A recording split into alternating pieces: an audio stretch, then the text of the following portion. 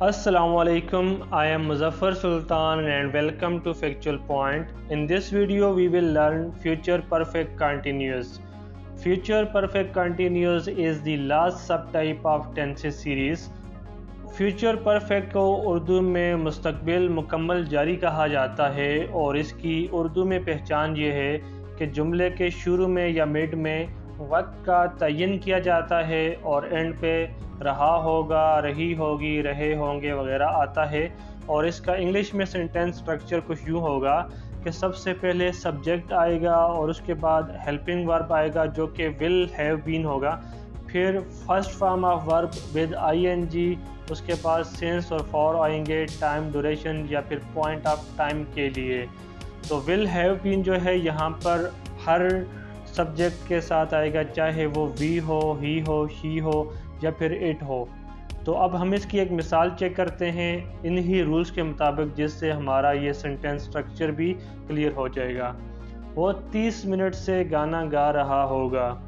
तो यहाँ पर सबसे पहले सब्जेक्ट हमारा ही है, उसके बाद विल हैव बीन आएगा, फिर सिंग के साथ हम आईएनजी लगाएंगे, सिंगिंग बन जाएगा, और उसके बाद सॉन्ग जो कि ऑब्जेक्ट है।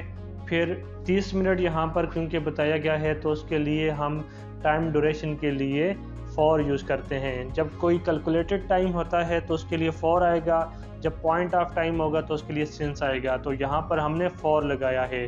वो 30 मिनट से गाना गा रहा होगा। He will have been singing song for 30 minutes। और अब हम इसकी नेगेटिव फॉर्म चेक करते हैं। वो 30 मिनट से गाना नहीं गा रहा होगा।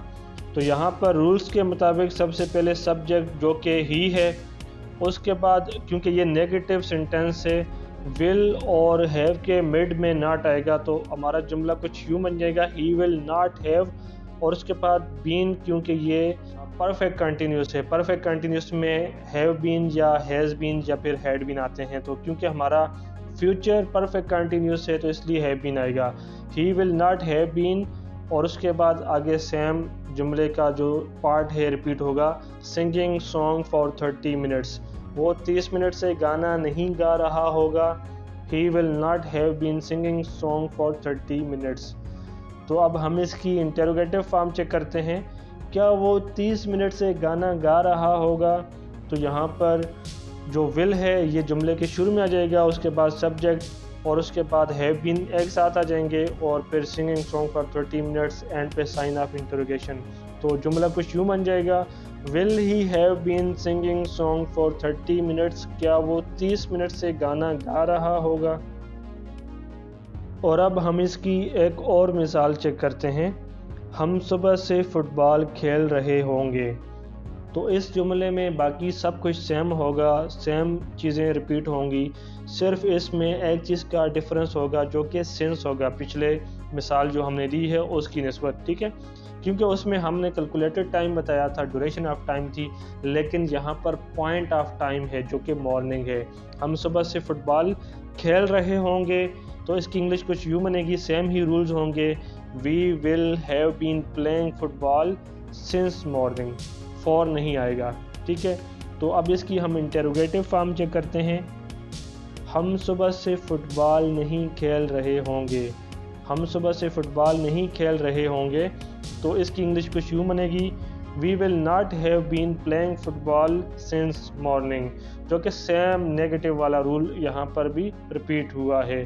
तो अब हम जल्दी से इसकी इंटेरोगेटिव फॉर्म चेक कर लेते हैं।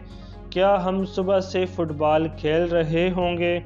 तो यहाँ पर विल सेंटेंस के शुरू में आ जाएगा और बाकी सारी चीज़ें सेम रिपीट होंगी और एंड पे sign of interrogation, will we have been playing football since morning. क्या हम सुबह से फुटबॉल खेल रहे होंगे? दोस्तों, हमने जो टेंसेस की सीरीज़ शुरू की थी वो अल्हम्दुलिल्लाह आज इख्तिताम पजीर हो रही है। मैं उम्मीद करता हूँ कि इस सीरीज़ में आपने काफ़ी कुछ सीखा होगा इंग्लिश टेंसेस के हवाले से। तो मैं आपसे गुजारिश करूँगा कि अगर आपको कोई भी चीज़ सही समझ नहीं आई, मुझे आप कमेंट करके पूछ सकते हैं, मैं आपको दोबारा क्लेरिफाई कर दूँगा। इसके अलावा आप अपनी कीमती राय से हमें ज़रूर आगाह कीजिएगा।